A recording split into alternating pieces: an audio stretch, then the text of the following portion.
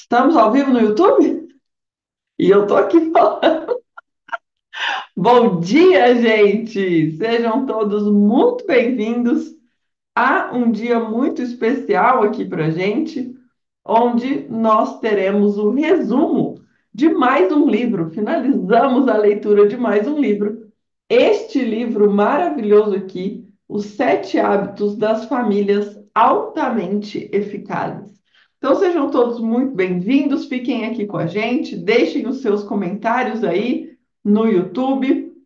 Pessoal aqui do Zoom, estamos aqui dentro então da sala do Zoom com os nossos alunos, alguns terapeutas, alguns alunos, né? Só alunos mesmo, mas estamos aqui todos buscando o nosso desenvolvimento emocional, nosso amadurecimento e buscando ajuda com os livros, né? Os livros nos ajudam muito a nos manter nesse desenvolvimento constante, no aprofundamento de tudo que a gente aprende e, principalmente, eles nos trazem ferramenta para que a gente consiga ferramentas, né, para que a gente consiga colocar em prática na nossa vida, no nosso dia a dia, tudo que a gente aprende aqui.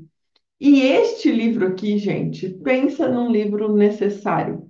Pensa num livro que a gente até se emocionou essa semana falando dele, né, no finalzinho ali, de quanta riqueza, quanta preciosidade ele traz para nós.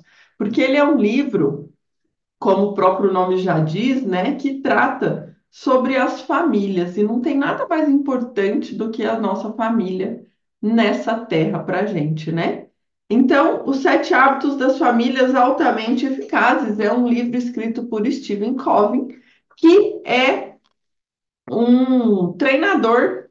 Da onde que ele é, gente? Bom, a gente tem lá a aula de apresentação do livro, né? Nós não vamos aqui ficar repetindo, mas ele é um treinador, ele escreveu livros, ele tem esses sete hábitos das pessoas altamente eficazes, das famílias altamente eficazes, das empresas eficazes. O que mais, gente, que tem que a gente viu, que a gente até falou de ler? Alguém lembra os nomes aí?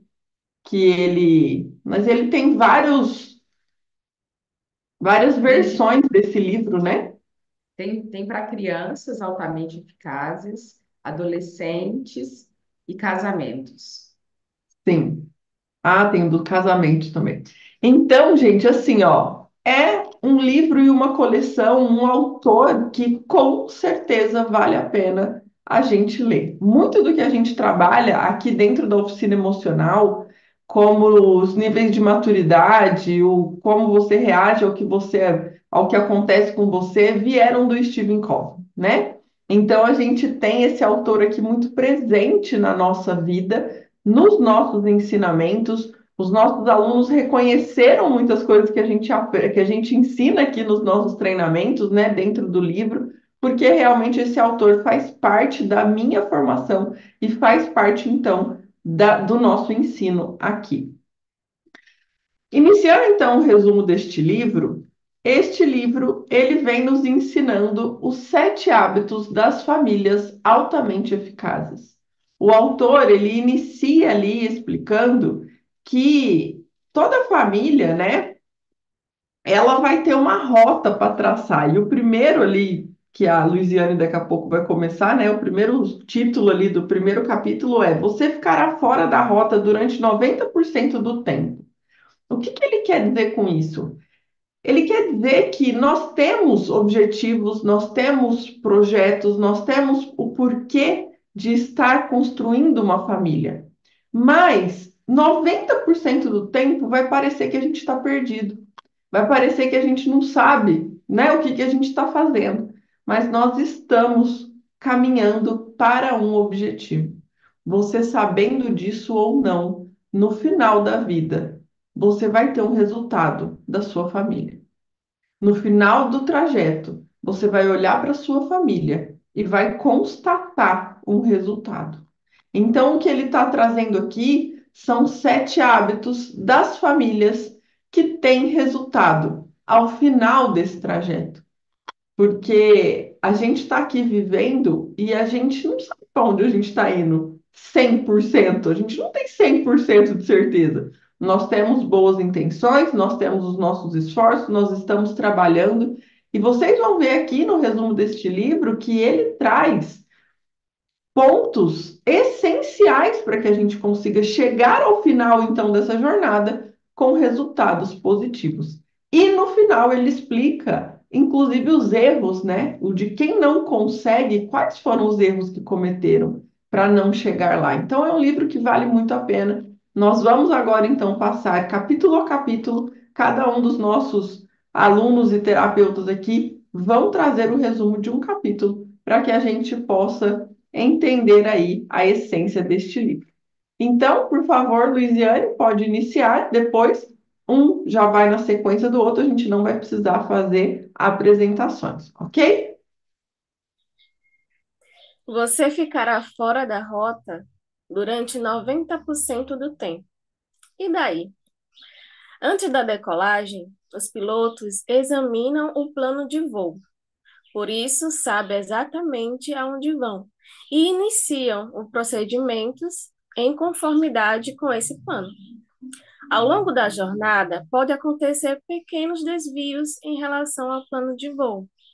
Se não acontecer nada grave, porém, o avião chegará ao seu destino.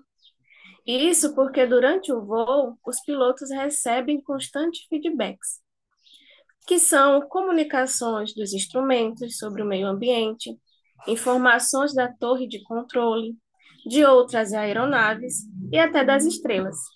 E com base nesses feedbacks, fazem os ajustes necessários para de tempos em tempos retornar ao plano de voo. Assim é a vida familiar. Se a nossa família saiu da rota ou está com problemas, a esperança se encontra na visão, no plano e na coragem de continuar corrigindo o curso, quantas vezes forem necessárias. Este livro tem 3 propósitos: ajudar que você e sua família se mantenha na rota, tendo uma destinação, um plano de voo e uma bússola.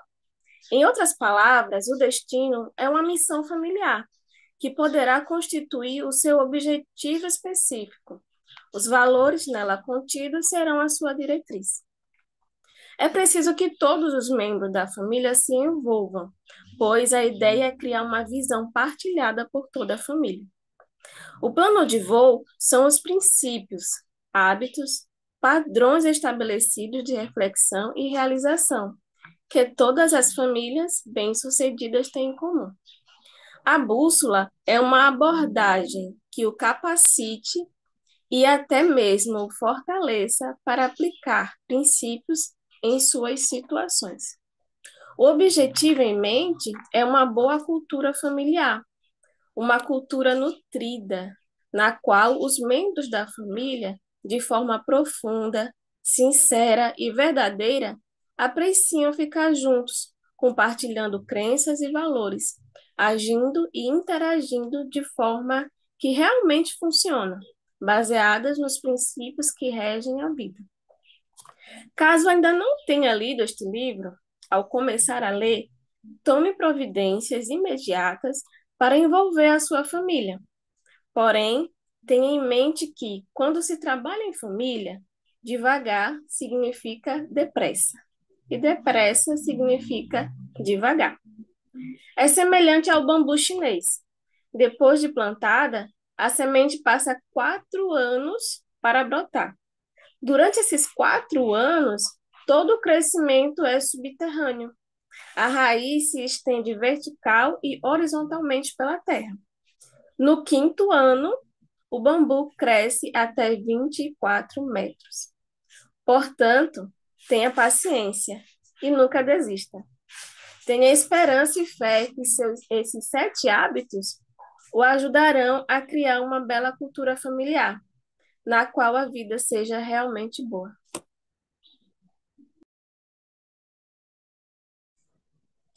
O hábito 1 do livro tem o tema Seja proativo, tornando-se um agente de mudança em sua família. Esse primeiro hábito das famílias altamente eficazes fala da importância de ser proativo. Mas afinal, o que significa ser proativo? Basicamente, a pessoa proativa é aquela que pensa de maneira antecipada e busca resolver possíveis problemas com antecedência. Ser proativo envolve ter autodisciplina, iniciativa para moldar o nosso comportamento de acordo com os nossos princípios e valores. Significa fazer escolhas conscientes e agir de acordo com essas escolhas. Em outras palavras, se fôssemos usar as palavras da nossa querida professora Juliana Abdala para explicar o que é ser uma pessoa proativa, seria mais ou menos assim. Gente, antes de vocês tomar uma decisão, para pensar 2 minutos. Afinal, vocês não são bichos, são gente, né? Ok. Depois dessa, entendemos o recado. Isso significa que nós, seres humanos, não devemos agir simplesmente pelo que temos vontade de fazer e pelas nossas emoções. Ser proativo envolve ter autodisciplina, ter responsabilidade pessoal, em vez de focar em coisas que não se pode controlar. E isso é fundamental para a construção de relacionamentos saudáveis, para que você consiga enfrentar desafios, alcançar suas metas numa vida familiar mais feliz. Uma pessoa proativa foca no que ela pode fazer na sua situação. E ela consegue ver o que está nas suas mãos. Ela não culpa os outros pela sua vida, mas sim traz a responsabilidade para si, para o que ela pode mudar.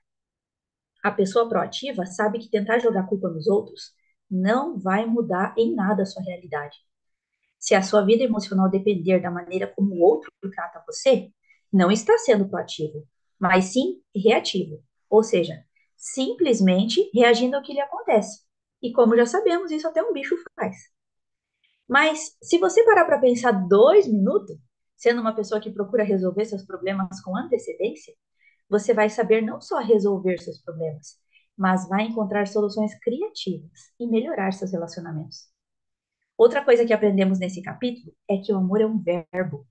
O que isso significa?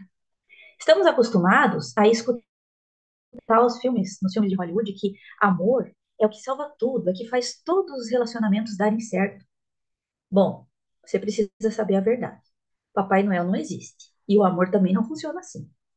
Amar é um verbo que exige esforço e ação contínua para que os relacionamentos deem certo. Não existem milagres, como nos contos de fadas, onde o amor faz com que tudo fosse feliz para sempre. Amar é um verbo porque o amor não significa que você terá um relacionamento bem-sucedido automaticamente. Se você não fizer nada todos os dias para mostrar que ama a sua família. Amar envolve ação. E tem mais. Amar envolve ação contínua por um bom tempo. Pode ser que você esteja se empenhando já por algum tempo e pareça que ninguém está vendo o que você faz.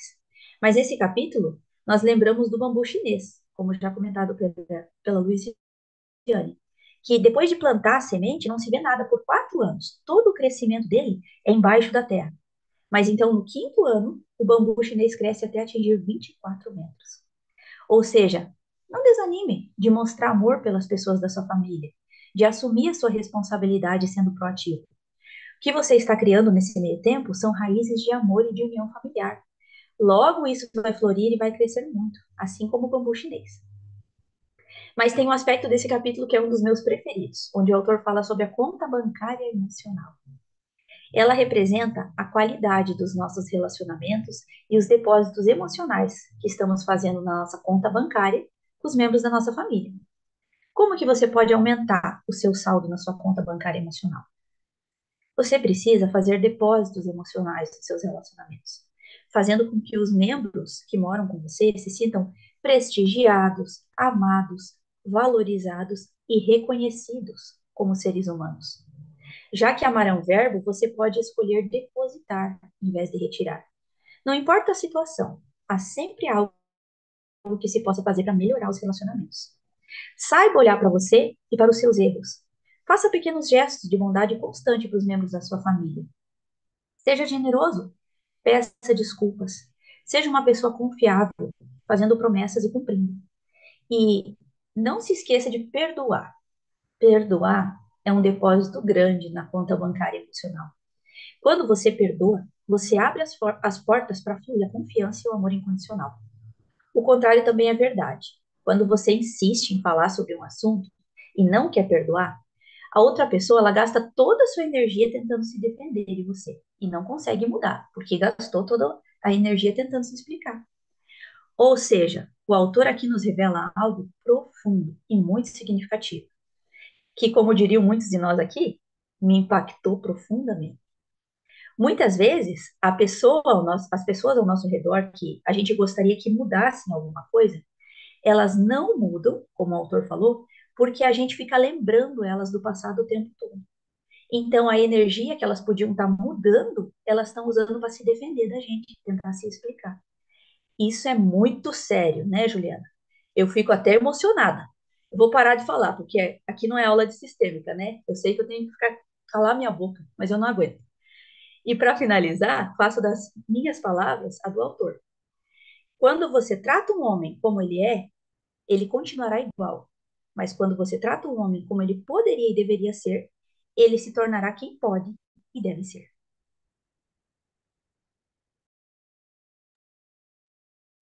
Hábito 2. Comece com o objetivo em mente.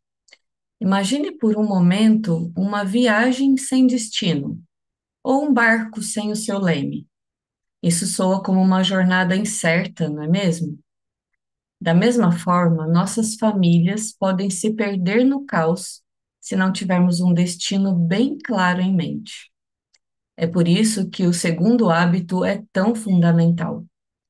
Ter esse objetivo bem claro em nossa mente determinará cada decisão que tomaremos ao longo do caminho.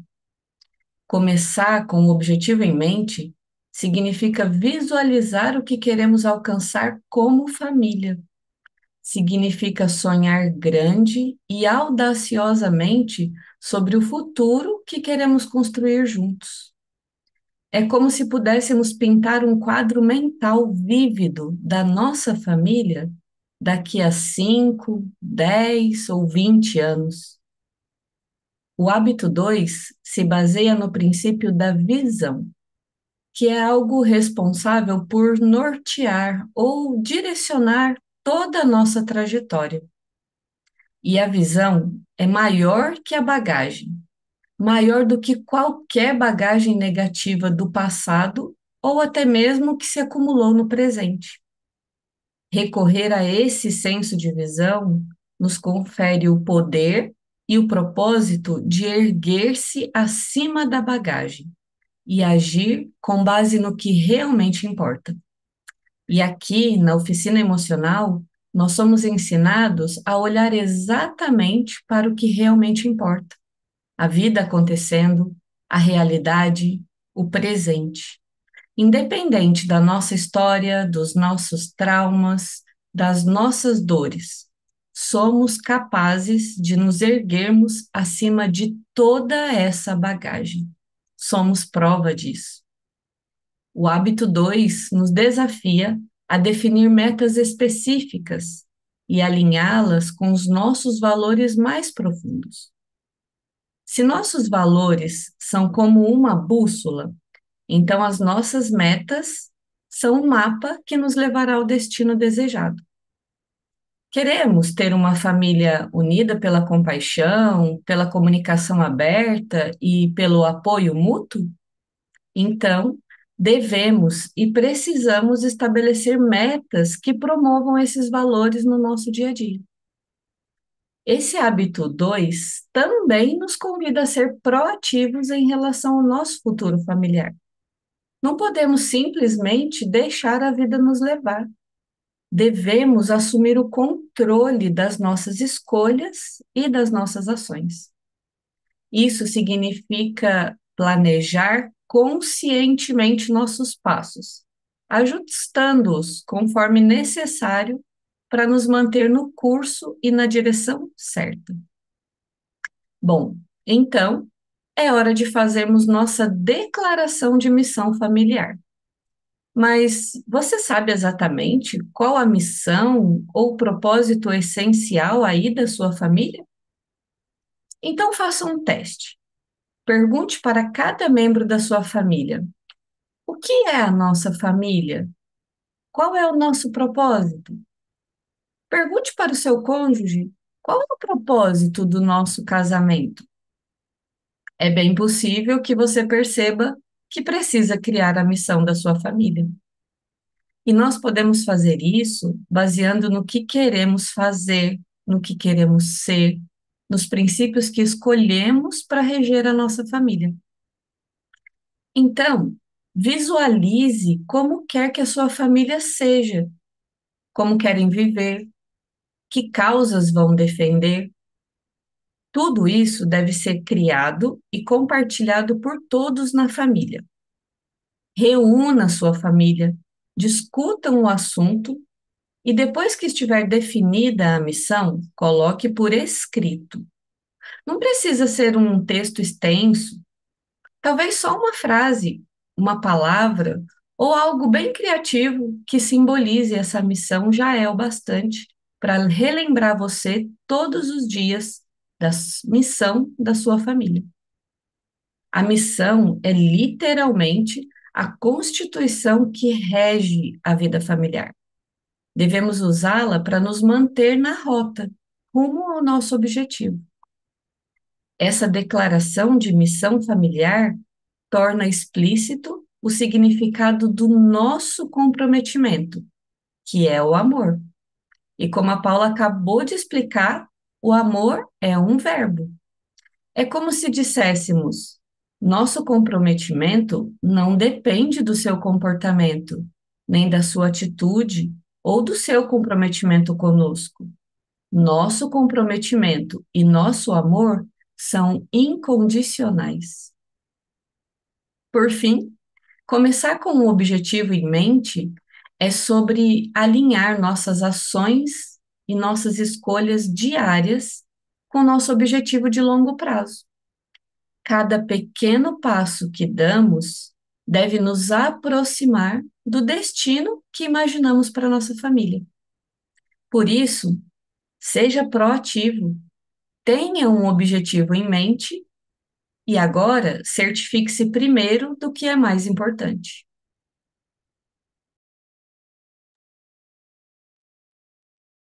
Hábito 3. Primeiro, o mais importante. É comum ouvirmos, né, que a família é a prioridade máxima para a maioria das pessoas.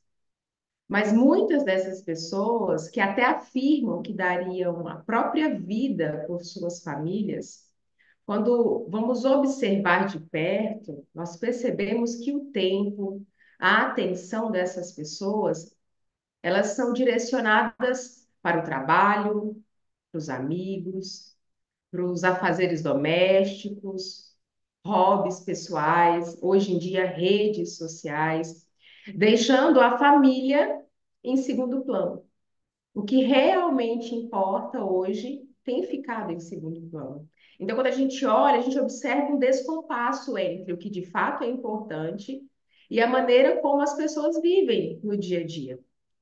Em meio a pressões, muitas pessoas deixam de enxergar a família como real prioridade. Não há dúvidas, né, que o dinheiro, ele significa um padrão de vida melhor, é um meio de garantir conforto, oferecer oportunidade para o cônjuge, para os filhos, mas também não há dúvida que o papel de pais, ele é único. Enquanto pais, nós temos uma missão sagrada. O autor nos traz essa atenção nesse hábito 3. O nosso papel como profissional, ele é temporário, mas o nosso papel na família, ele é definitivo. Nós representamos na família um papel permanente e não delegável. Não podemos passar o nosso papel para outras pessoas. Então, enquanto pais, nós precisamos nos comprometer com os nossos filhos, com a nossa família, antes de nos comprometermos com o trabalho. Nós não podemos inverter essa ordem. Dentro do hábito 3, o autor traz um subtópico. Ele diz assim: quem vai criar nossos filhos? Nós não podemos confiar na sociedade para criar os nossos filhos. Pois muitas vezes os seus padrões, eles carecem de princípios e de valores sólidos. Então, é crucial exercermos liderança em nossa família, oferecendo apoio, orientação, um senso crítico, experiência, força, firmeza. O autor traz uma frase forte, ele diz assim, olha, nossos filhos necessitam desesperadamente dessa liderança familiar. Mas aí surge uma pergunta, né? Como? De que maneira é possível, em meio à vida acontecendo, dar essa prioridade, né? Ter esse tempo com a família para conseguir fazer isso. E aí o autor traz para nós duas estruturas. Mas para conseguir fazer isso, você vai precisar de organização e planejamento. Como a Sabrina, né, e a Paula acabou de falar, né? Que o amor é a ação. Então, aqui vai entrar isso, a ação. Porque o autor, quando ele traz essas estruturas, ele fala, a primeira estrutura, ele chama ela de tempo em família. Você pode chamar de hora da família, noite da família, como você preferir. Mas do que se trata essa estrutura, né? É um horário específico, semanalmente, apenas para a família. Então, é um período em que todos os membros da família, eles ficam juntos em conexão. Então, dentro desse momento em família semanal, alguns elementos, eles fazem desse momento ser bem-sucedidos. Então, o autor diz que nesse período precisa haver planejamento, ensino, solução de problemas, divertimento. Então, imagine que é um bolo que você está querendo construir. Precisa de ingredientes, né? Não é só a família estar ali por estar. Precisa acontecer nesse momento coisas que satisfaçam necessidades pessoais. Por quê? Porque nós temos necessidades. Nós temos necessidades físicas, sociais, intelectuais, espirituais, e com esses elementos, né, é possível nutrir todas essas necessidades. Então, nesse momento, em família, semanalmente, onde todos os membros estão juntos, é possível suprir essas necessidades pessoais. E a segunda estrutura que o autor traz para nós, ele chama de tempo de convivência um a um. Então, é ter tempo com o membro individualmente. Então, se trata de estar presente com um membro da nossa família. E é presente de corpo e pensamento. Eu tenho certeza que muitas vezes você está presente de corpo, mas não está presente de pensamento. Então, esse é um desafio que vai precisar ter planejamento e organização. Que é nesses momentos, um a um, onde acontece um verdadeiro encontro, onde se constrói laços estreitos. Essas duas estruturas, elas compõem um instrumento eficaz para conferir prioridade à sua família. Ao implementar essas estruturas em sua vida, você estará vivendo o hábito 3. Primeiro, o mais importante. Priorizando a sua família e fortalecendo os laços que são verdadeiramente essenciais em sua vida. Hábito 4. Pense, ganha, ganha. E eu já quero trazer atenção aqui que o autor, nesse capítulo, ele já inicia dizendo como o hábito 4, 5 e 6 é um combo. Você só vai conseguir pôr em prática unindo-os. O hábito 4 e 5 você pode fazer de maneira independente e o 6 exige ali a união das duas partes. Mas vou deixar para as colegas daqui a pouco, deixar vocês na curiosidade. Então, o hábito ganha-ganha, qual é a primeira dificuldade que temos em pôr em prática? Porque nós crescemos num mundo que respira competição, que respira rivalidade.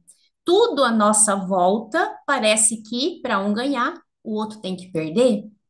E é aí que, quando isso vai para dentro das famílias, vê-se aí as disputas, a rivalidade entre os casais, as discussões familiares, né? E a revolta dos filhos. Então, não achei melhor maneira de ilustrar esse hábito ganha-ganha a não ser usando o próprio método do autor, que ele diz que nas palestras dele, ele olha assistência, procura uma pessoa, né, um homem alto, forte, jovem, que tenha força, e convida essa pessoa para uma queda de braço, para subir no palco e uma queda de braço. E instiga essa pessoa à competição, desafia ele, mas e combina com a primeira fileira ali de dar 10 centavos para cada um, conforme conseguem ali derrubar o outro. Mas no início do exercício, o que que ele faz? Ele cede. Ele amolece o braço e ele deixa o outro ganhar. E o outro perdido, confuso, tenta e isso ele faz por alguns segundos, e aí ele olha pro rival e fala: O que você acha de nós dois ganharmos? E aí eles percebem que quando ambos unem as suas energias, ao invés de gastar lutando contra o outro, que demanda tempo e vai ter menos ganhos, quando ambos unem suas energias, o que que acontece? Uma vitória, como quase, a luta se torna quase como uma dança. Imagina uma queda de braço que facilmente então, chega no fim que eles riram, né? Porque fosse contar os pontos, eles ganharam muito mais do que se tivessem numa competição. Então, o que que isso nos mostra, né? Do hábito ganha-ganha. Que eu preciso estar disposto a olhar o outro lado, e quando eu faço isso, nós podemos unir nossas forças e fazer muito melhor. Então, qual o prejuízo da gente seguir o bonde, né? A vida como acontece, do hábito ganha-perde. Eu sempre ganho, você perde. No casamento, na verdade, ninguém ganha. Às vezes fica uma disputa de não, eu não vou lá porque não é um ambiente que eu não gosto, não, eu não vou fazer isso porque você não faz. Então, a pessoa pensa que está ganhando, mas na verdade ninguém está ganhando. No caso dos filhos, né? Às vezes o pai quer ser aquela autoridade, e até um certo momento ele tem essa autoridade, ele pode mandar fazer, exercer essa autoridade, mas lembra da ilustração da mola?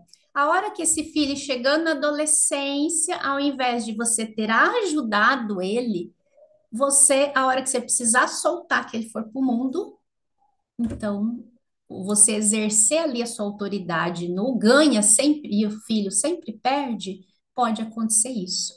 O contrário também vai ser prejudicial. O perde e ganha quando eu sempre cedo. No casamento, quando só uma parte cede, né? Aqui com certeza quem está sempre por aqui já está lembrando da lei do equilíbrio.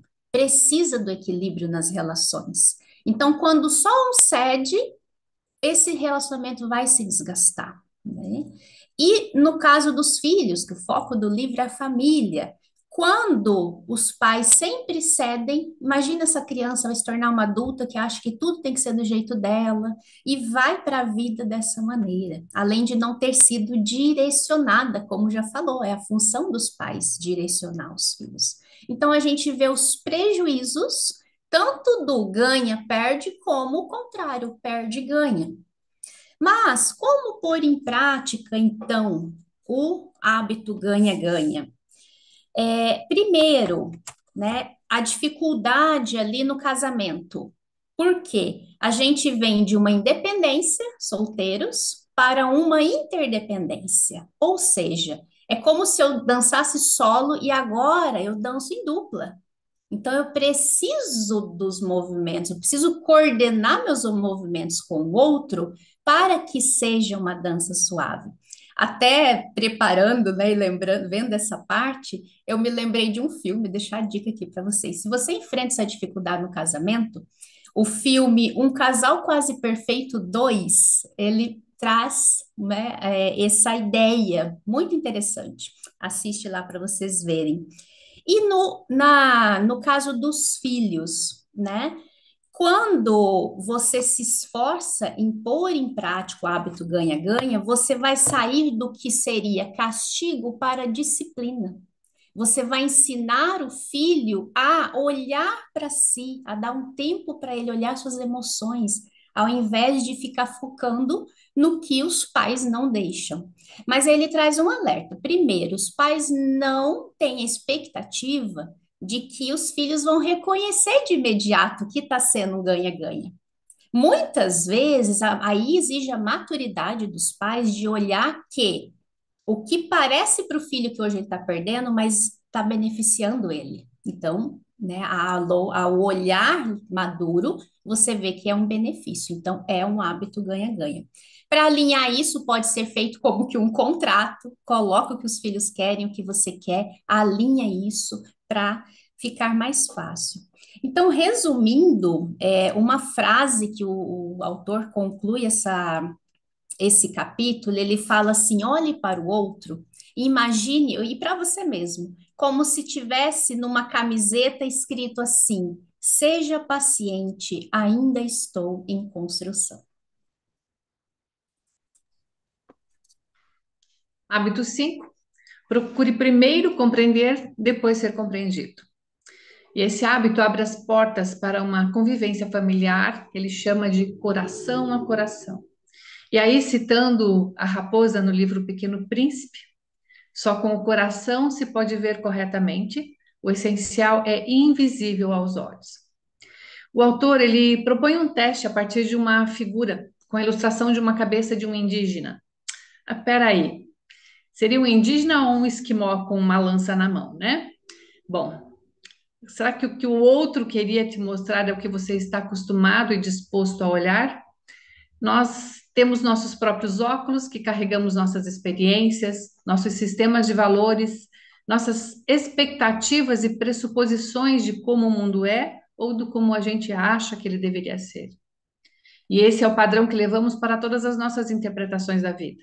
Acontecimentos, emoções, ações de outras pessoas e principalmente o modo como nos comunicamos. Enquanto nós não tirarmos nossos óculos e enxergar o mundo através da ótica do outro, não seremos capazes de construir relacionamentos profundos e autênticos e de influenciar os outros de modo positivo. Uma das coisas que nós mais amamos nesse livro são as experiências reais narradas pelo autor, né? Também sua família e alguns praticantes dos hábitos. Mas um relato emocionante, pessoal, é que ele diz que sua esposa, numa época da vida, tinha, no início do casamento, uma predileção irracional, uma verdadeira obsessão por determinada marca de eletrodomésticos. E não havia na cidade onde morava. E isso o irritava muito, né? E as desculpas que ela dava para obtê-los, segundo ele, eram mais ridículas ainda. Até o momento em que, numa caminhada rotineira, ela abre o seu coração e ele compreende. Essa narrativa por ela foi feita, segundo ele, de modo devagar, com longas pausas e muitas lágrimas.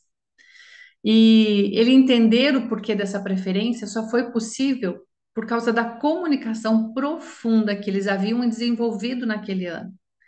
Ali, o lugar de julgamento cedeu espaço à empatia, seguido de sentimento de renovação, união e da certeza da preciosidade do relacionamento que eles estavam construindo. Em seguida, ele conta também a experiência de um garotinho que, depois de ser castigado algumas vezes por brincar virando a esquina, onde o pai não o perdia de vista, ele pergunta para o pai: Pai, mas o que é esquina? Então, tomar consciência das idades, dos estágios de desenvolvimento emocional do filho, para compreender como eles veem o mundo e jamais tentar abreviar, desviar ou violar esse processo. A motivação, a habilidade e a necessidade da criança se desenvolvem em cada fase, assim como o seu corpo. A frase do autor de que os erros que cometemos com nossos filhos e cônjuges, com todos os membros da família, em sua maioria, não são intencionais. Isso pega fundo. Apenas nós não compreendemos, nós não vemos claramente o coração uns dos outros. Entender a realidade de cada filho é também um modo de controlar a nossa necessidade de que eles satisfaçam as nossas expectativas. Quando você compreende, não julga. Julgamos para nos proteger do confronto com o outro. Apenas lhe atribuímos o rótulo e não esperamos mais nada. O problema é que, a partir desse julgamento, desse rótulo, nós passamos a interpretar todas as informações da maneira que isso confirme o nosso julgamento.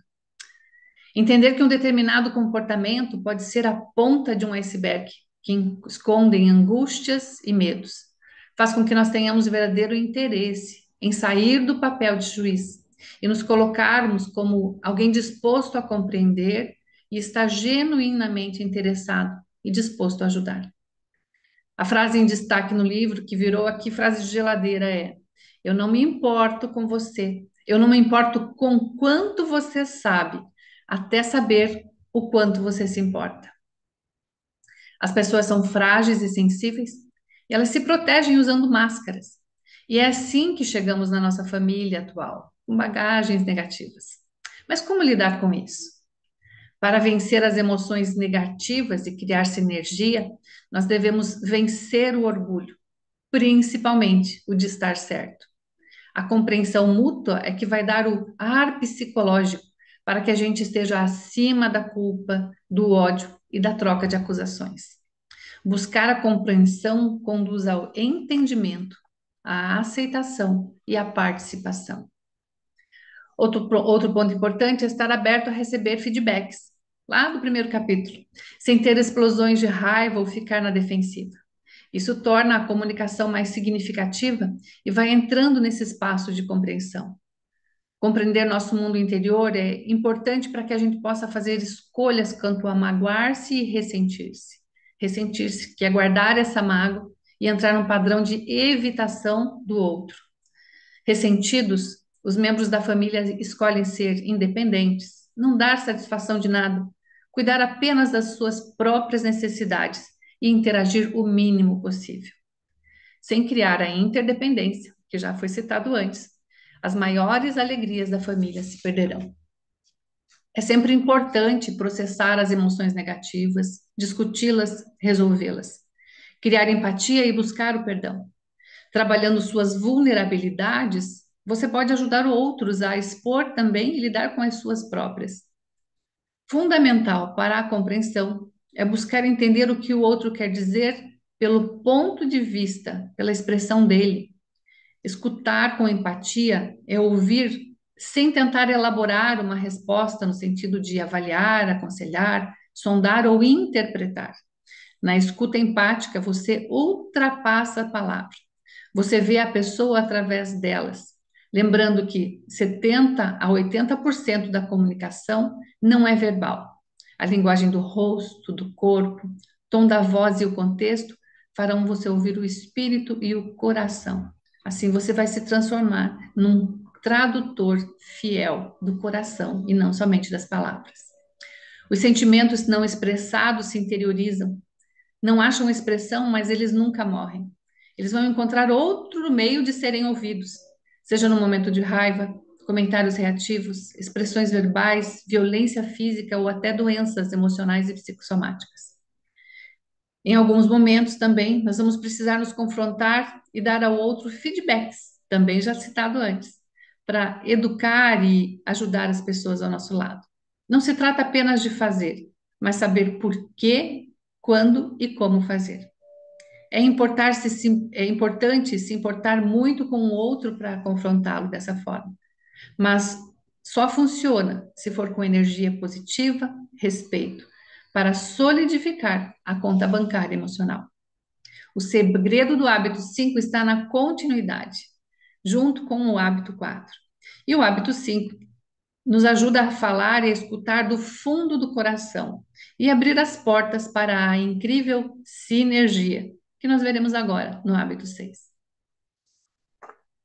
Hábito 6, crie sinergia. Quando temos um objetivo em família, mas cada pessoa pensa de um jeito, dá a impressão que para resolver o assunto, um vai ter que ganhar a discussão e o outro simplesmente engolir calado o que foi decidido. Mas, se conseguirmos baixar a guarda e expressar a nossa opinião, mas também nos abrir para ouvir a opinião do outro e focar no objetivo, milagrosamente a sinergia vai aparecer. Ela é como uma terceira pessoa que vai trazer uma ideia brilhante que nenhum dos dois tinha pensado antes. Nesse livro aqui, 16 Leis do Sucesso, que também já lemos aqui nesse clube, essa sinergia é a lei 2, que é a mente mestra. Ela é uma sabedoria poderosa, é um insight que a gente recebe e que consegue resolver o problema na hora. Para ilustrar como funciona a sinergia, o livro conta a história de um casal que estava cheio de dívidas e o marido decidiu comprar um sofá que era bem caro, só que a esposa disse não. Imagine a saia justa na frente do vendedor na loja. Mas eles conseguiram respirar fundo e colocar em prática os hábitos 4 e 5, e eles foram para o parque conversar. Lá, o marido descobriu que a esposa também odiava o sofá. Só que ela estava perdendo o sono, acordando de madrugada, muito preocupada com a falta de dinheiro. E ela descobriu que o marido se sentia um fracassado toda vez que sentava naquele sofá, mas que ele também sabia da importância e queria economizar.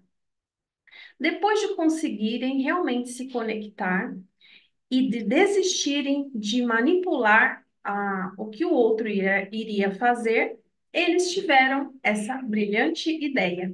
Eles foram numa loja de móveis usados e lá encontraram um sofá perfeito por US$ 13. A princípio ele não estava perfeito, mas o marido reformou a parte da madeira e a esposa costurou as novas almofadas. Daí ambos ficaram felizes. Nesse simples exemplo, fica claro que parecia haver apenas duas soluções: ou comprava um sofá caro ou não comprava nada. No calor da emoção, nós ficamos cegos e nos tornamos controladores. Ah, Adriana, mas eu não sou controladora, não. Você pensa isso? Vamos lá. Você já pensou assim? Ai, meu marido é teimoso, ele nunca faz as coisas do jeito certo. Ah, meu pai não tem jeito, eu estou sempre aconselhando, mas ele não aceita. Ah, mas se não for assim do meu jeito, então eu nem quero. Você é uma pessoa controladora. Agora, pense um pouco. Se a pessoa te obedecer, fazer exatamente o que você quer, se vocês dois fazem a mesma coisa, um de vocês é desnecessário. Presta bem atenção nessa frase. Se duas pessoas pensam e agem igual na família, uma delas é desnecessária. E quando todos pensam da mesma forma, ninguém pensa muito. O segredo está em misturar o melhor de cada um, de modo que se crie algo inteiramente novo, novas soluções e oportunidades. Então, se você está num impasse que não vê solução, não se desespere. Você não vai enxergar a solução. Quem vai trazer a solução vai ser essa sinergia que existe entre vocês. É essa terceira pessoa, a sinergia, que é criativa e sábia e que vai deixar todos satisfeitos, mais unidos e altamente eficazes. Por isso, releia esse capítulo e assista a gravação dos comentários. Se você não participa desse clube sistêmico, faça o Passando a Vida Limpo que você vai ter acesso.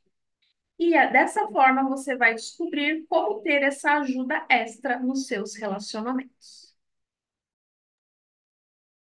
Hábito 7. Afine o instrumento. O capítulo inicia com uma reflexão da palavra entropia, que em física significa que qualquer coisa, quando abandonada a si mesma, se desintegra até finalmente alcançar sua forma mais elementar. Isso ocorre em todos os setores da nossa vida. Negligencie o seu corpo e ele se deteriorará. Negligencie o seu carro e ele se deteriorará. Então, concluímos que todas as coisas importantes da nossa vida, elas precisam de atenção, cuidado e preocupação. Use-o ou perca-o, é a máxima. Por isso, todas as famílias devem investir tempo na própria renovação nas principais áreas da vida: física, social, mental e espiritual. Podemos chamar disso de afinar o instrumento, que significa cuidar com regularidade e coerência da renovação em todas as quatro dimensões da vida. Se o instrumento for afiado de forma adequada, coerente e equilibrada, todos os outros hábitos serão cultivados, uma vez que a renovação implica na sua utilização. Temos como exemplo o caso de pilotos profissionais, marinheiros, bombeiros, que se exige deles manter-se atualizados e prontos para a ação, permitindo reações rápidas no momento de necessidade. Portanto, nós devemos investir no tempo da família, quando ele é planejado e preparado e todos estão sinceramente envolvidos em ensinar valores, em atividades divertidas, em partilhar talentos, em rezar, em preparar deliciosas refeições e assim por diante. Todas as quatro dimensões são integradas, expressadas e renovadas. Além de renovar os relacionamentos interpessoais, a família em si deve constantemente nutrir sua consciência coletiva, sua vontade social, consciência social e visão compartilhada. Esses padrões repetidos da renovação familiar são chamados de tradições. As tradições familiares, elas podem incluir rituais, comemorações e eventos significativos promovidos na família. E eles nos ajudam a compreender que somos parte de uma família que constitui uma unidade forte, que nos amamos mutuamente, que respeitamos e honramos uns aos outros, que comemoramos os eventos especiais e que criamos memórias positivas em todos. Por meio das tradições, nós reforçamos a conexão da família. Proporcionamos uma sensação de integração, de amparo, de compreensão. Nós nos comprometemos uns com os outros. Todos fazemos parte de algo que é maior do que cada um de nós sozinhos. Então, você precisa decidir quais tradições realmente representam o espírito da cultura da sua família. E o autor, ele nos traz algumas ideias de tradições que nós podemos criar ou fortalecer na cultura da nossa família. Eu vou citar alguns exemplos aqui, ó. Jantares familiares, férias em família, datas especiais, dias festivos ou religiosos, atividades da família ampliada e de suas gerações, aprendendo juntos, trabalhando juntos, serviço comunitário em conjunto, divertindo-se juntos. E também ele sugere que os pais podem adotar os amigos dos filhos para fazer parte das tradições. Quaisquer que sejam as tradições que sua família resolva criar em sua cultura, você verá que há muitas coisas que podem fazer para nutrir o espírito de renovação nas suas interações cotidianas. Mas devemos nos lembrar que nem sempre funcionará perfeitamente bem. Então, essas tradições, pequenas ou grandes, são o que estreita os laços, nos renova e nos dá uma identidade enquanto família. E cada família é única. As tradições familiares, elas promovem a cura das famílias, porque afiar o instrumento funciona como uma espécie de alavanca, porque promove a elevação em todos os outros setores da vida. Então, aqui eu deixo um convite para você hoje se sentar à mesa com toda a sua família. Mas se isso não for possível, para conciliar as agendas, então coloque na agenda a noite do jantar em família. Você verá os resultados a longo prazo. Da sobrevivência à estabilidade, ao sucesso, à significância. Para deixar um legado, a família percorre 4 níveis: sobrevivência, estabilidade, sucesso e significância. Na sobrevivência, as pessoas lutam pela sobrevivência econômica, social, mental e espiritual. Sentem-se vítimas ou injustiçadas, há incertezas, caos, falta de perspectivas. Na estabilidade, as pessoas acumulam conhecimento, adquirem experiência e buscam a resolução dos problemas. A família e o casamento se tornam estáveis, porém as pessoas ainda não são bem-sucedidas. A estratégia aqui é resolver os problemas, reclamar ou fugir. Não há amor, felicidade, alegria e paz verdadeiros. O terceiro nível, sucesso, que pode ser econômico, mental, intelectual. Famílias bem-sucedidas definem e atingem metas, planejam e colocam em prática atividades familiares. Há felicidade verdadeira, entusiasmo e confiança. No nível significância, a família tem um senso de missão em relação à comunidade. A missão familiar deve deixar um legado que gera uma sensação de realização profunda. Para sair da sobrevivência e chegar até a significância, existe uma transformação significativa na maneira de se pensar. A postura mental é completamente diferente. Em vez de se sentir frustrado, preocupado, você se sente otimista, revigorado, com esperança. Mas existem forças que atuam nesse processo. As forças dinâmicas que nos empurram da sobrevivência para a significância. Essas forças são esperança e conhecimento que nos empurram para a estabilidade, entusiasmo e confiança que empurram para o sucesso, senso de missão e visão de contribuição que nos empurram para a significância. Mas existem forças que impedem o avanço ou até mesmo retrocedem. Essas forças são autocomiseração e medo, que afetam a sobrevivência, falta de conhecimento e senso de inutilidade, que impedem a estabilidade, tédio e escapismo, que impedem o sucesso, visão egocêntrica e senso de propriedade, que impedem a significância. Então, aquele que pretende ser um agente de mudança na familiar, ele precisa entender e viver os princípios que o autor chama de 4 papéis básicos, né, fundamentais na liderança familiar. E esses papéis são os seguintes: modelo, mentor, organizador e educador. Os pais são o primeiro e mais importante modelo para os filhos. Não tem como fingir ou representar. Vocês não têm como não ser um modelo. Os filhos vão observar o seu exemplo como um padrão para a vida deles. O mentor, por sua vez, é aquele que se importa de forma profunda, sincera, pessoal e incondicionalmente. Então, enquanto as pessoas não perceberem que você se importa de fato com elas e tem um afeto profundo, elas não vão ser receptivas àquilo que você quer ensinar. O mentor é aquele que estimula a obediência ao que o autor chama de leis primárias da vida, como honestidade, integridade, respeito, responsabilidade e confiança. Os pais são os mentores, mesmo que não queiram ser mentores.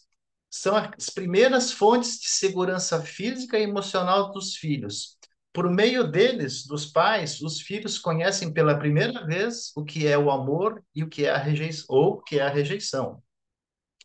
O organizador é aquele que cria e gerencia as estruturas e os padrões baseado em princípios com o objetivo de oferecer para a família segurança, ordem e previsibilidade. Um pai, ele pode exercer o papel de educador e influenciar a educação dos filhos se tiver um desempenho razoável, né? Um desempenho satisfatório nesses papéis, como modelo, mentor e organizador. O educador é aquele que ensina as leis primárias para que as pessoas compreendam e sigam em frente. As pessoas precisam saber aquilo que estão fazendo, precisam estar conscientes e saber que isso funciona. E uma coisa importante é que esse papel de educador você não pode delegar para a sociedade, você que tem que fazer. As leis primárias da vida, as leis primárias do amor, a organização com aqueles tempos regulares de família, um a um, facilitam, né, ajudam esse papel do educador. Então, esses papéis de liderança familiar, educador, organizador, mentor e modelo, eles estão relacionados com as 4 necessidades básicas universais, que consta ali no livro: aprender, viver, amar e deixar um legado. e também estão relacionados com os quatro dons humanos, lá no início do livro, que ele fala imaginação, vontade, autoconsciência e consciência. Então, ao exercer os papéis, você promove mudanças significativas na família, porque você é um líder da sua família, mesmo que não queira ser um líder. A questão é como que você vai exercer esses papéis para que a família seja aquilo que você gostaria, né? Então, a gente pode se deparar com circunstâncias e pressões que nos desencorajam, mas você precisa buscar no seu interior, dentro de você, coragem para enfrentar, porque a vida familiar compensa todo o esforço, todo o sacrifício, toda a doação e paciência. Por fim, nós nos lembramos daqueles que nos amaram desde o início. Eles foram nosso modelo, nos ensinaram. Do poema de Shakespeare mencionado no livro, teu doce amor lembrado, tenho tanta opulência que aos reis desdenham.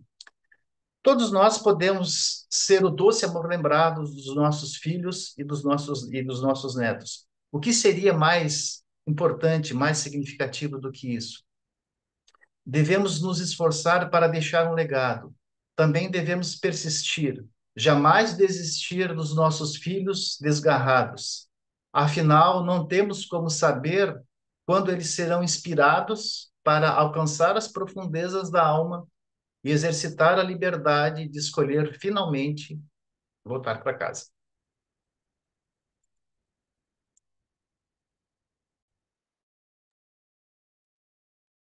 Meu Deus!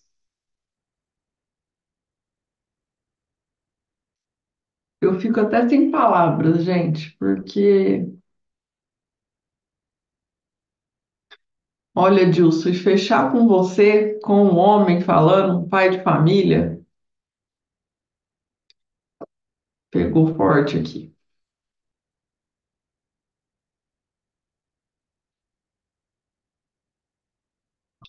E assim, gente,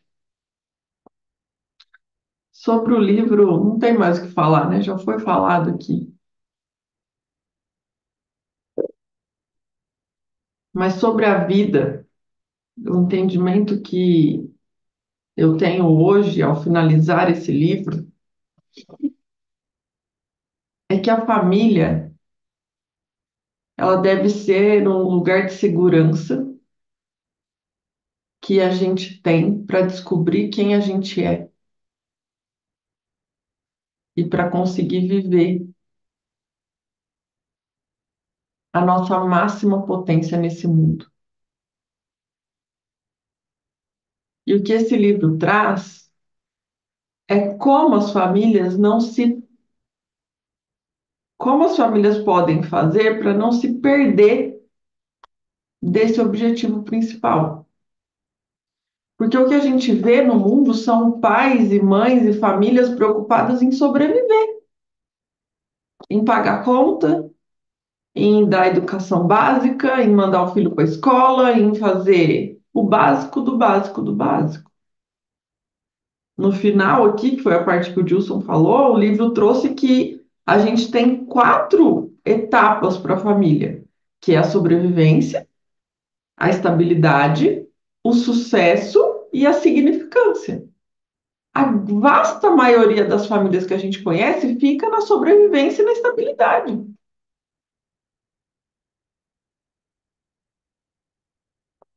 E dá uma criação de sobrevivência e de estabilidade.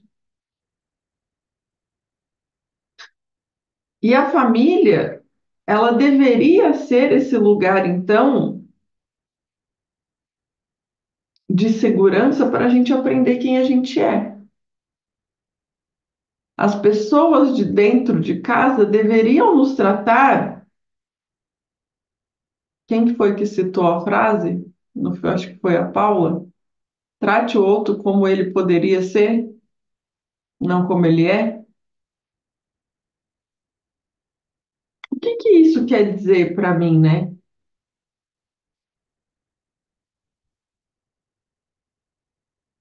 A família deveria conseguir reconhecer a nossa essência. Deveria ser o lugar onde a gente consegue ser reconhecida. Eu vou dar uma imagem, tá? Porque é melhor que eu vou falando aqui, fica difícil da gente entender, né? Muito recentemente eu consegui reconhecer o meu argumento vital, consegui entender quem é a Juliana no mundo, né? O que que é. E quando você descobre qual é o seu argumento vital, para que que a sua alma foi criada nesse mundo, entende? É algo tão grande, tão mágico, que você fica assim, meu Deus, eu descobri isso com 40 anos de idade. E aí toda a sua vida faz sentido. E eu virei pro Luiz e falei assim, amor, era só isso que eu precisava dos meus pais. Que eles tivessem de criança olhado para mim, reconhecido essa essência que eu tenho e me treinado para ser quem eu sou do melhor forma.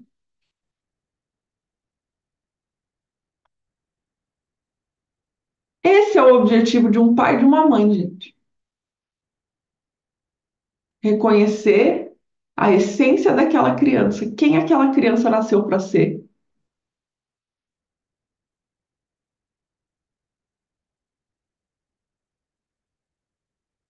E quando a gente reconhece isso, a gente entende onde que essa criança tem que ser trabalhada, onde que ela tem que ser lapidada, onde que ela tem que ser estimulada. A gente entende tudo daquele ser.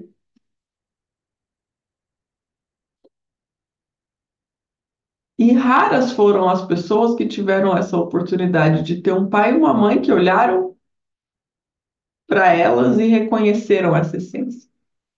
Porque também os nossos pais não tiveram pais que reconheceram essa essência e a gente vem. Mas hoje, aqui, com esse livro, a gente tem essa oportunidade. E digo mais: tem pessoas aqui, e eu talvez seja uma delas, que não puderam ou não poderão ter filhos biológicos.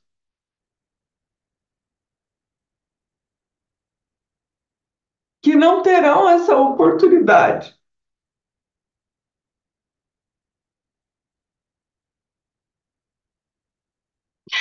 Mas eu já consigo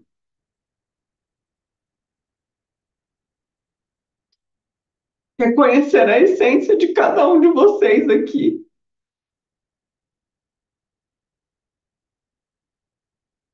E esse é o nosso papel no mundo.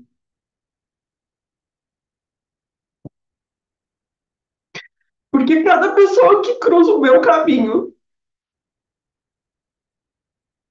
eu vou trabalhar para ela reconhecer a sua própria essência.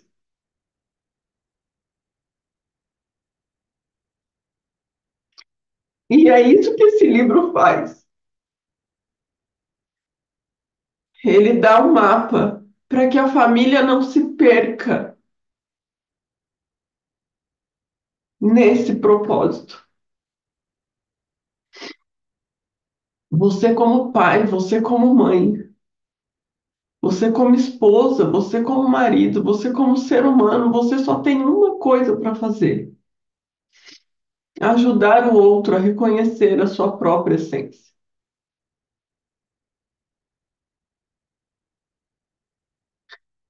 Se cada um reconhecer a sua essência e poder viver a sua essência, o mundo será um lugar muito diferente. Nós encontraremos a verdadeira felicidade.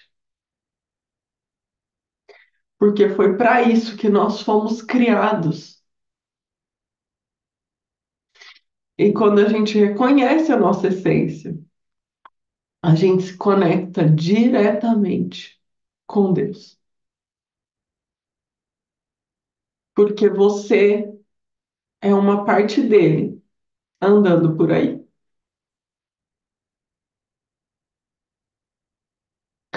Então, para mim, esse livro foi um presente. estar aqui com cada um de vocês todos os dias na leitura desse livro foi um presente. Muito obrigada. Parabéns por vocês estarem aqui, parabéns pelas mudanças que vocês fizeram na vida de vocês. Esse livro vai mudar a vida de muitas famílias.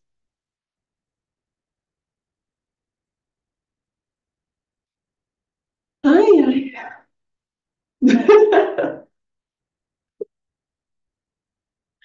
É isso. Quem não leu o livro, leia. Quem tiver dificuldade para ler sozinho, que é o objetivo do nosso clube aqui, nós temos as gravações, nós temos todas as leituras, com os nossos comentários, com os nossos choros, né, Sandra? Com as vergonhas que nós passamos, porque nós lendo o livro nós já chorava. A gente não tem vergonha de se expor, né, Ju? E então, por favor, gente, leiam esse livro e apliquem isso na vida de vocês. Mais alguém gostaria de dizer mais alguma coisa? Fiquem à vontade. Eu quero falar um negócio, Ju, se Pode possível. falar. Eu sei que o que eu vou falar não é novo, talvez, para você, Ju, mas por mais que muitos aqui, como você, talvez não possam ter um filho biológico nesse sistema, você sabe que a mudança que você gera nas famílias é muito grande. A mudança que você está gerando nos nossos filhos, nas crianças. E eu penso muito na grandiosidade do teu trabalho. O quanto você está fazendo efeito na vida das pessoas. Eu falo pela minha família. O meu filho, Ju, o meu filho vai poder ter o que todos nós aqui acho que não tivemos na infância. E eu sou muito grata porque eu aprendi isso com você. É sério, se eu falar que eu aprendi, olha que eu fiz um monte de curso. Mas o que você, e o Luiz, claro, mas você especialmente é que mais escutava, né? As mudanças que você me ajudou para cair na real. Deixa eu só por carregar aqui, porque senão vai cair meu note. Agora que eu vi. Mas o que você me ajudou não tem explicação. E eu sei que esse efeito é o mesmo para as outras famílias. Não sei se vocês estão me ouvindo. Estamos te ouvindo. E então, assim, por mais que não possa ter filhos biológicos, né, Ju? É muito grande o que você está fazendo. E eu sou muito, muito, muito grata. E pensar que isso vai ficar registrado nas gerações, né? Que é aquela coisa da sistema, que eu vou poder passar isso para os próximos. É maior ainda. Então, eu quero que você lembre sempre disso. Que o que você está fazendo é maior. Eu me arrisco a dizer que é maior do que criar um filho. Entende? Porque é muito grande. Então, muito obrigada. Sempre se lembre disso, tá? Não perca a sua alegria, não deixe de ser essa pessoa que você é e de transmitir tudo isso que você passa para nós, porque a gente é muito feliz, muito mais feliz, graças a Juliana. Obrigada. Você merece, eu que agradeço. Oi, Dirce. Oi. Os comentários finais seus aí foram arrasadores. Mas, assim, esse livro é uma jornada que vale a pena ser percorrida. É uma jornada. Cada, cada capítulo é uma descoberta e coisas que você pode fazer na sua família. E tem nessa última parte do livro, tem uma pesquisa, o autor cita, eu nem comentei isso porque tinha tanta coisa, é difícil você, o que que você vai resumir, né? Tanta coisa. E tem uma pesquisa que ele cita, uma pesquisa científica, que aquela pessoa que ajuda o próximo, o efeito disso, ele tem um efeito físico na saúde da pessoa. Olha só como ajudar o próximo é algo revigorante e ele melhora, né, transforma a saúde da pessoa. Então, era isso. Exatamente. Obrigada, Dilson. Muito obrigada. Oi, Sandra. Sem chorar, mas é incrível, né? Porque quando eu comecei a ler esse livro, eu pensei, gente, há famílias altamente eficazes, os filhos já grandes, né, morando sozinha. Cara do céu, como isso me reconectou com a minha família de um jeito impressionante. Primeiro, passar a vida limpo, né? Onde você descobre realmente essa tua jornada dentro dessa família, daquilo que foi feito, dos sacrifícios dos seus pais, de olhar com os olhos deles e também depois de tirar os óculos deles e começar a enxergar. Começar a perceber que ainda há tempo de olhar e enxergar a essência dos meus filhos e principalmente deixar que eles reconheçam a minha essência, sabe? É, então, diferente de muito que eu imaginei que talvez fosse, né? E no começo talvez, ai, mas eu não fiz isso, eu errei. Não. Tipo, ainda dá tempo. Ainda dá tempo. E eu já comentei com vocês que, né, são os nossos almoços mensais agora, que a gente retomou a isso e tem feito saídas. Semana passada fui numa exposição com a minha sobrinha e a gente tá numa conexão, gente, que é tão linda e tão poderosa, que eu sei que mesmo depois de todo mundo já adulto, crescido, a gente está conseguindo reconectar. E muito é dessa experiência do livro, de tentar compreender, de criar essa sinergia, né, de sair do controle de querer mudar o outro. Então, foi uma experiência maravilhosa, né, e está sendo. E esse momento realmente é de gratidão, porque se não fosse essa tua disponibilidade, incentivar a gente, né? Quantas vezes eu já entrei e saí do clube? Agora, encontrando forças dentro da minha essência, descobrindo que eu tenho uma essência de alguém forte que é capaz, sim, de tomar decisões. Muito obrigada por tudo. Eu que agradeço, Sandra. Parabéns pela sua. Eu te admiro muito. Eu te admiro muito pela tua disposição. Você não. Desistir não é uma opção. Bora, tamo junto. Oi, Laura.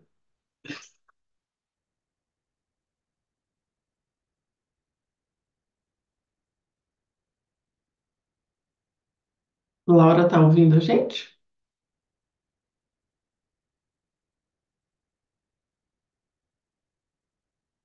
Tô ouvindo, pronto, tô ouvindo, Ju. Ó, então, a Ju disse que não tem filhos, né? Mas tem um monte de filho por aí espalhado. Lá em casa tem três. Quando é de manhã, que às vezes na correria não abro lá para assistir, ela disse, ué, tia, e a Juliana hoje não vai falar, não? Eu digo, e até tu? Ela disse assim, eu já me acostumei a acordar com a senhora botando ela para a gente ouvir. E ela disse assim, e a senhora sabia que eu não estou fazendo curso não, mas já estou terapeuta igual a senhora, de tanto escutar a Juliana treinar. Então, a menina aí dizendo aí, já não tem filho físico, mas tem um monte de filho por aí espalhado, né? Ensinando como é viver. E eu agora há pouco cheguei aqui no plantão e a colega com uma bolsinha cheia de lápis. Eu falei, por que você tem tanta caneta? Aí Ju veio assim, na mente, quando era criança, que a mãe dava um lápis pra gente, uma caneta, né, na época, e tu tinha que passar o semestre todinho com esta caneta com o lápis. Você não podia fazer o lápis na maquininha, porque o lápis acabava depressa, tinha que fazer na gilete. Então, eu aí voltei e lembrei, não sei se vocês aí lembram, aí eu disse assim, olha como essa instrução que a gente está recebendo nos remete a essa época, né? E como você falou aí, e dizendo, olha, eu só bastava isso. E quantos filhos seus por aí que você instrui, ouvindo isso, diz assim, eu só precisava da validação da minha potência, das duas pessoas mais importantes depois de Deus, pai e mãe. E aí esse livro vem contribuindo para isso, né? Para que a gente receba essa validação e evite aí muitas vendas de clonazepam, diazepam, rivotril, só esperando isso, esperando essa validação, esperando esse abraço, essa visão de família, esperando o pai e a mãe olhar para a gente e dizer, ó, meu filho, vai, eu estou aqui te olhando, você é capaz, você vai ser uma boa esposa, uma boa filha, e vai dar tudo certo. E a gente só quer esse voucher, né? Só quer esse cheque. E agora, como a Sandra diz, ainda dá tempo para nós que estamos aprendendo.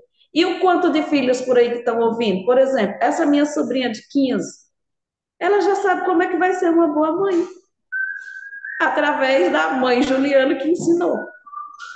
Então é isso, viu? Fisicamente não tem, mas por aí, instrução. Bom dia, doutor. Você tem, tá bom? Obrigada, Laura. Bom trabalho aí para vocês. Oi, Lu. Tentar aqui falar sem chorar, né, gente? Tá difícil hoje. Eu apareci poucas vezes aqui com a câmera aberta, né, no clube, porque tinha muitos capítulos que me deixava triste, que a gente se concentra no que não teve, né? A gente olha, poxa, minha família nunca fez isso, né? Então a gente se concentra no que não teve. Outras vezes eu ficava muito preocupada, porque, poxa, mas a minha família não teve, mas eu estou tendo. Então, é a minha responsabilidade daqui para frente. Não tenho desculpa para dizer, eu não sabia, eu não, não, sabe sim, tem a responsabilidade.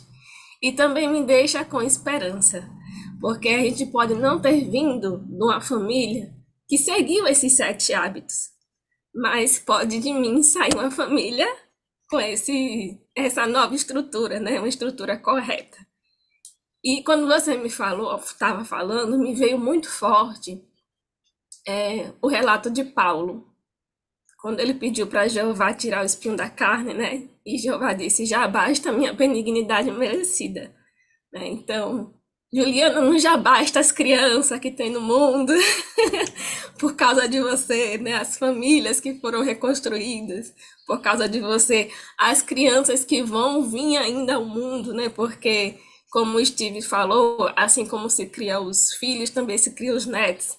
Então, vai vir aí, né? Muitas mulheres aqui que já são avós, né? Que já estão fazendo isso com os netos, vão ter frutos. E assim por diante, né? Espero de mim sair uma família assim, também por ter a sua ajuda, mas se não acontecer, também o meu objetivo é esse, de fazer as outras famílias, né, estarem assim estruturadas, bem estruturadas. E é isso. Obrigada, senhora. Parabéns. É isso aí.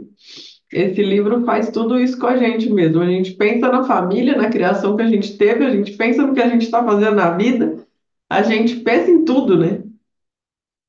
É isso aí. Ai, ai, fala, dona Adri. Eu também, muitas vezes, quando a gente está escolhendo qual vai ser o próximo livro, aí tem um tema que eu falo, de novo família, de novo filho, de novo casamento, que droga. Mas esses livros, eles não são sobre isso, eles são sobre um ser humano, né?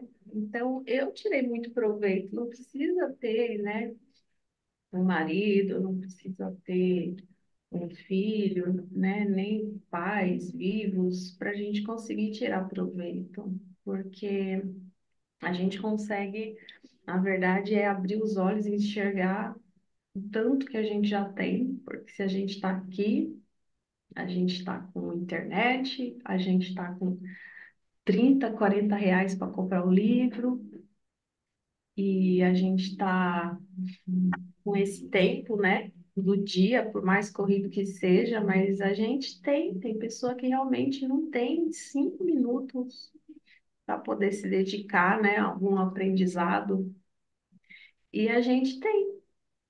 E a gente tem aqui a oficina emocional, o YouTube, os comentários de cada um, porque muitas vezes não é o livro, muitas vezes é o que um fala, que você fala, não, isso daí bateu, né? Então, é um livro que nos ajuda a aprender a se comunicar, a falar, a ouvir, porque quando a gente não sabe, né, pôr para fora, a gente não vai conseguir ouvir os outros. A gente tem essa ilusão, né?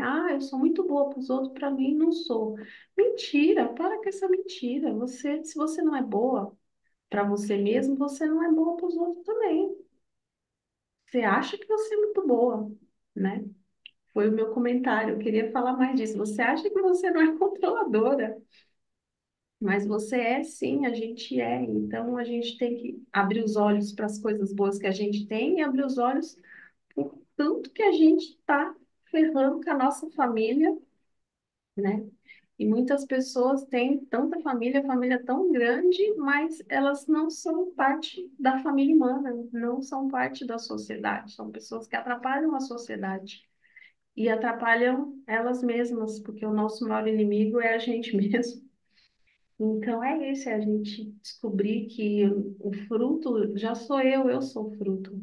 Eu sou o filho que precisa de atenção, que precisa de carinho, e eu preciso me enxergar, descobrir de onde eu vim, que eu sou parte da humanidade, eu sou um ser humano. E o que que é ser um ser humano? Então é isso que a gente tem que descobrir, e estamos descobrindo a cada livro,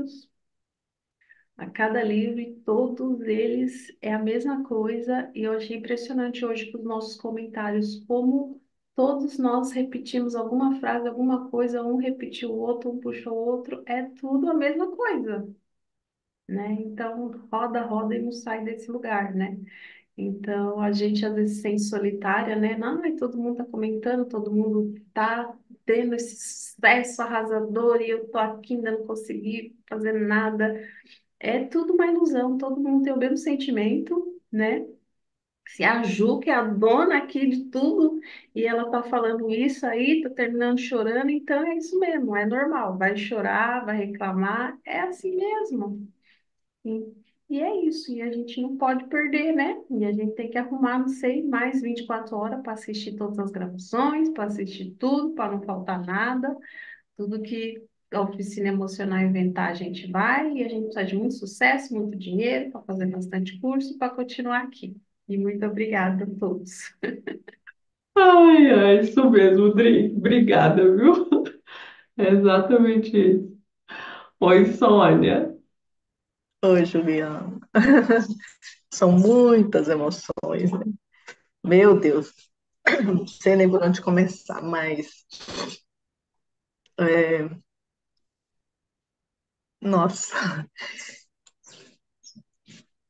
é que né, a oportunidade que a gente está tendo, 63 anos, de olhar para trás e ver o que a gente não conseguiu fazer, né, com os nossos filhos. Era tanto trabalho. É, só que hoje, com conhecimento, eu consigo mudar muita coisa. E eu vi da minha netinha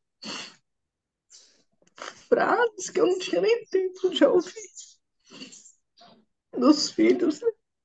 Vovó, eu te amo tanto. Vovó, eu quero ficar com você. Mas é porque hoje eu consigo comprar, dedicar tempo de qualidade para todo mundo. Eu consigo remanejar minha agenda para fazer um almoço durante a semana para todos eles. Mas é por Jeová, por Deus e por você. Então, eu sei que todo mundo quer ser mãe, mas você está ajudando muitas pessoas. Desculpa aí. É isso, eu não consigo falar mais, mas é muita gratidão mesmo. Muito obrigada. Você merece, Sônia. Você merece. Eu fico muito feliz. E eu admiro muito. Tem que ter,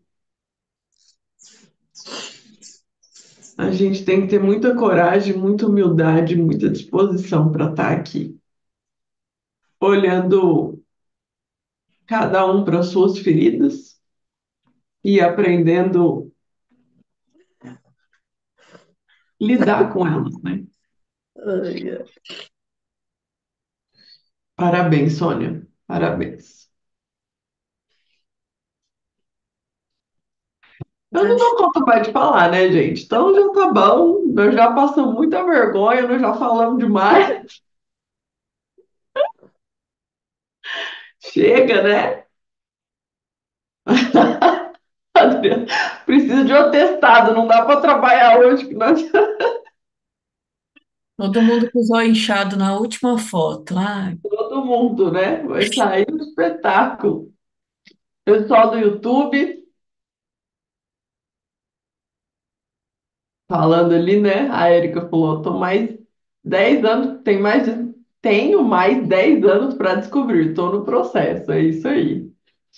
Obrigada a cada um, resumo emocionante. Acompanhar vocês me faz ver que o processo vale a pena. Parabéns por mais uma etapa concluída. Amei esse livro. Nossa, esse livro é maravilhoso. A Miriam está ali no YouTube também. Muito obrigada, Ju, e todos. Vocês já pertencem na minha vida, do meu filho, mesmo na gestação. Ele pode ouvir vocês todos os dias, a sua essência transbordar, a sua excelência transbordar nas nossas vidas. O Edu ouve você todos os dias. Eu acho que era essência, né? Que era para estar escrito ali. Me chamo Antoniel e estou achando muito interessante o que estou aprendendo de vocês. Tenho 53 anos, mas tenho muita coisa para mudar e como é bom ter essas informações. Muito obrigada. Que bom, é muito bom ter você aqui, viu? Ficar sabendo que você está aproveitando aqui do nosso trabalho. A Ivani falou: que maravilhoso, que dia feliz. Com esse resumo e os comentários, quanto aprendizado e humanidade nesses comentários. Que coisa boa estar aqui e escutar vocês. Muito obrigada, gurias e guris. E a Miriam ainda falou aqui, ó. A sua excelência transbordar em todos nós, todos os dias. Seu trabalho é valioso. Parabéns por conduzir essa turma linda do clube. Seu trabalho impacta em muitas gerações. Que Jeová abençoe todos nós. É isso aí. Gente, muito, muito, muito obrigada. Dilson, vamos fazer a nossa última foto, Dilson? Pessoal aqui no Zoom também, agradecendo. A gente que agradece, viu, gente? Bora lá tirar nossa foto, então. Dilson vai tirar nossa fotinho. Se ajeita, bonito, todo mundo aí? Bora lá, Dilson.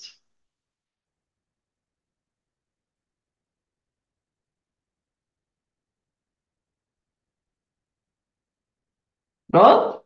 A Vera baixou o livro, gente. É hora da gente abaixar também.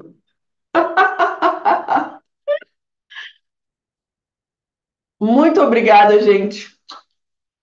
Fiquem com Deus. A gente continua. Ah, e a gente tem novidades, viu? Hoje é sexta-feira, segunda-feira a gente começa um novo livro no nesse clube, né? O Clube da Leitura Sistêmica, que é um clube que acontece às 5h50 da manhã, dentro do Zoom. A gente está finalizando o Poder da Ação no Clube do Livro. E agora, para que um, né? Para que dois? Nós vamos ler o quê? 3 livros!